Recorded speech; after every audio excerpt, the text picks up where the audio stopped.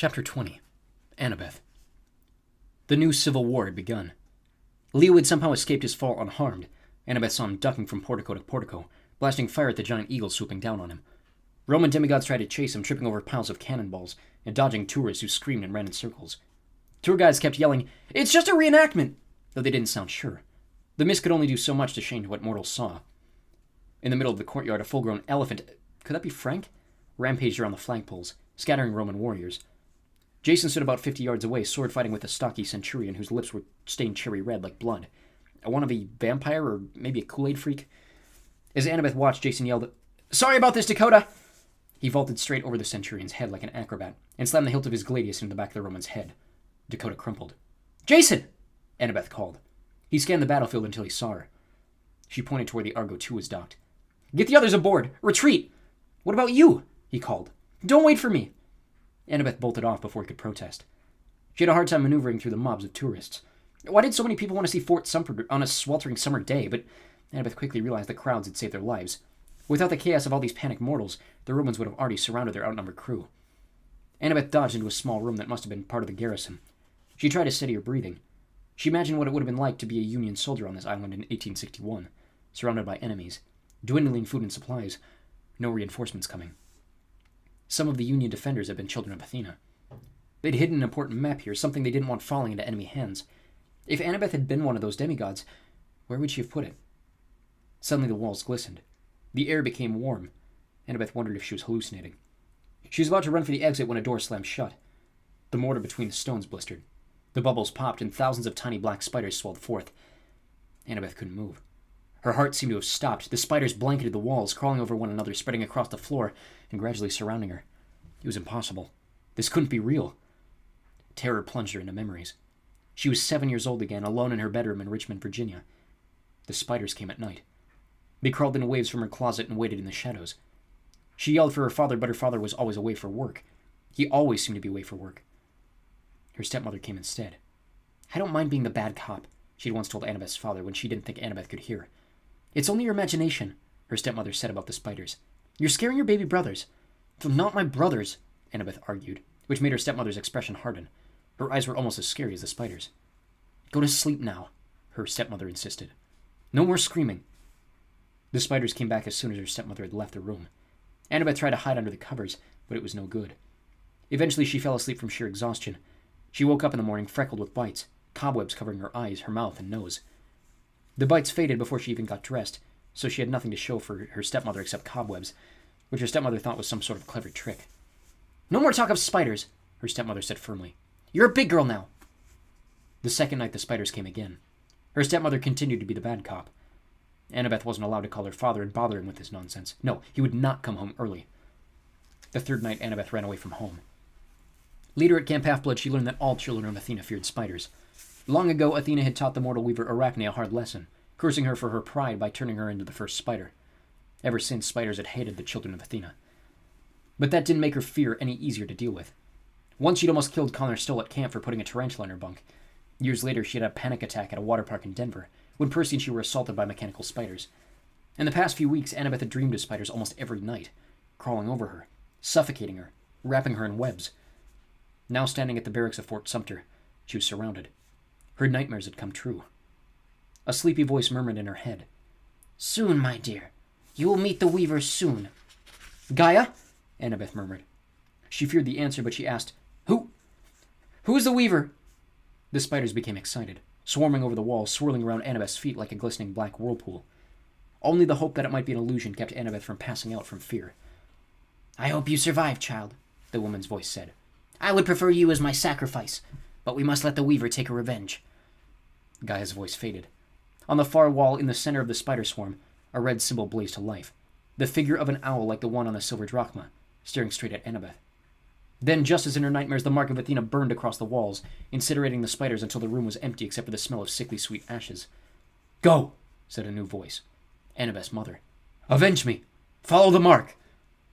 The blazing symbol of the owl faded. The garrison door burst open. Annabeth stood stunned in the middle of the room, unsure whether she'd seen something real, or just a vision.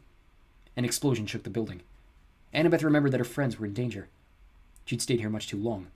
She forced herself to move. Still trembling, she stumbled outside. The ocean air helped clear her mind. She gathered across the courtyard, past the panicked tourists and fighting demigods, to the edge of the battlements, where a large mortar pointed out to the sea. It might have been Annabeth's imagination, but the old artillery piece seemed to be glowing red. She dashed toward it. An eagle swooped at her, but she ducked and kept running. Nothing could possibly scare her as much as those spiders. Roman demigods had formed ranks and were advancing toward the Argo too, but a miniature storm had gathered over their heads. Though the day was clear all around them, thunder rumbled, and lightning flashed above the Romans. Rain and wind pushed them back. Annabeth didn't stop to think about it. She reached the mortar and put her hand on the muzzle. On the plug that blocked the opening, the mark of Athena began to glow, the red outline of an owl. "In the mortar," she said. "Of course."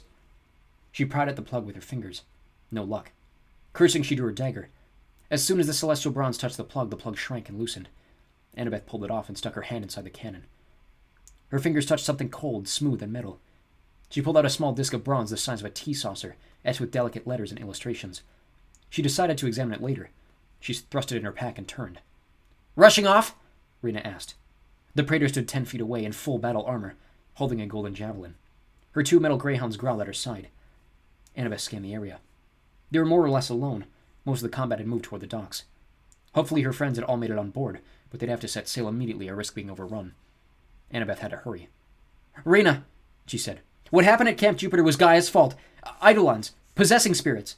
"Save your explanations," Rena said. "You'll need them for the trial." The dogs snarled and inched forward. This time it didn't seem to matter to them that Annabeth was telling the truth. She tried to think of an escape plan. She doubted she could take Rena in 1-1 combat. With those metal dogs, she stood no chance at all. "If you let Gaia drive our camps apart," Annabeth said, "the giants have already won. They'll destroy the Romans, the Greeks, the gods, the whole mortal world." "Do you think I don't know that?" Rena's voice was as hard as iron. "What choice have you left me?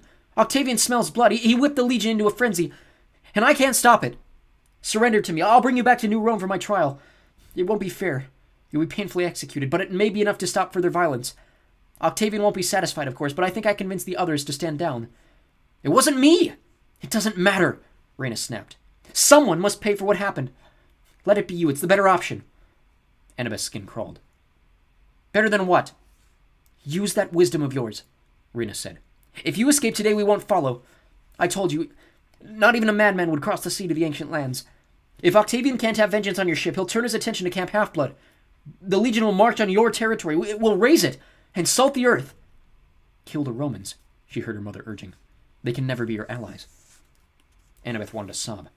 Camp Half-Blood was the only real home she'd ever known, and in a bid for friendship, she told Rena exactly where to find it. She couldn't leave it at the mercy of the Romans and travel halfway around the world. But in their quest and everything she'd suffered to get Percy back, if she didn't go to the ancient lands, it would all mean nothing. Besides, the mark of Athena didn't have to lead to revenge. "If I could find the route," her mother had said. "The way home." "How will you use your reward?" Aphrodite had asked. "For war or peace?" There was an answer. The mark of Athena could lead her there, if she survived. "I'm going," she told Rena. "I'm following the mark of Athena to Rome." The praetor shook her head. "You have no idea what awaits you." "Yes, I do," Annabeth said. "This grudge between our camps, I can fix it. Our grudge is thousands of years old. How can one person fix it?" Annabeth wished she could give a convincing answer, show Rena a 3D diagram or brilliant schematic, but she couldn't. She just knew she had to try. She remembered that lost look on her mother's face. "I must return home." "The quest has to succeed," she said. "You can try to stop me, in which case we'll have to fight to the death. You can let me go, and I'll try to save both our camps. If you must march on Camp Half-Blood, at least try to delay. Slow Octavian down." Rena's eyes narrowed. "One daughter of a war goddess to another, I respect your boldness, but if you leave now, you doom your camp to destruction." "Don't underestimate Camp Half-Blood," Annabeth warned. "You've never seen the Legion at war," Rena countered. Over by the docks, a familiar voice shrieked over the wind. "Kill them! Kill them all!" Octavian had survived a swim in the harbor. He crouched behind his guards, screaming encouragement at the other Roman demigods. They struggled toward the ship, holding up their shields, as if that would deflect the storm raging all around them. On the deck of the Argo II, Percy and Jason stood together, their swords crossed. Annabeth got a tingle down her spine as she realized the boys were working as one, summoning the sky and the sea to do their bidding. Water and wind churned together. Waves heaved against the ramparts and lightning flashed. Giant eagles were knocked out of the sky. Wreckage of the flying chariot burned in the water, and Coach Hench swung a mounted crossbow, taking pot shots at the Roman birds as they flew overhead. "You see," Rena said bitterly, "the spear is thrown. Our people are at war." Not if I succeed, Annabeth said. Rada's expression looked the same as it had at Camp Jupiter, when she realized Jason had found another girl. The Praetor was too alone, too bitter and betrayed to believe anything could go right for her ever again. Annabeth waited for her to attack. Instead, Reyna flicked her hand. The metal dogs backed away. Annabeth, Chase, she said. When we meet again, we will be enemies on the field of battle. The Praetor turned and walked across the ramparts, her greyhounds behind her. Annabeth feared it might be some sort of trick, but she had no time to wonder. She ran toward the ship. The winds that battered the Romans didn't seem to affect her. Annabeth sprinted through their lines. Octavian yelled, "Stop her!" A spear flew past her ear. The Argo II was already pulling away from the dock. Piper was at the gangplank, her hand outstretched. Annabeth leapt and grabbed Piper's hand. The gangplank fell into the sea, and the two girls tumbled onto the deck. "Go!" Annabeth screamed. "Go! Go! Go!" The engines rumbled beneath her. The oars churned. Jason changed the course of the wind, and Percy called up a massive wave, which lifted the ship higher than the fort's walls and pushed it out to sea. By the time the Argo II reached top speed, Fort Sumter was only a blot in the distance, and they were racing across the waves toward the ancient lands.